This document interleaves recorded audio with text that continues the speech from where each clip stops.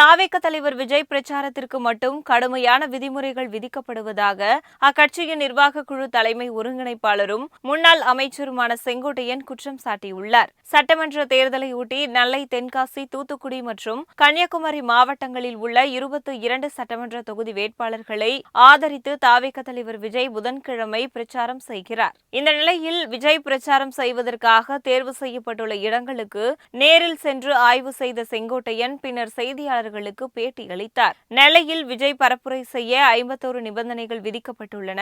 அனைத்து நிபந்தனைகளுக்கும் உட்பட்டு பொதுக்கூட்டம் நடத்தப்படும் என அவர் கூறினார். சென்னையை தவிர மற்ற இடங்களில் பிரச்சாரம் செய்ய பெரிய அளவில் பிரச்சினை இல்லை எனவும் செங்கோட்டையன் தெரிவித்துள்ளார். 234 தொகுதிகளிலும் தாவேக வேட்பாளர்கள் வெற்றி பெற வாய்ப்பு இருக்கிறது.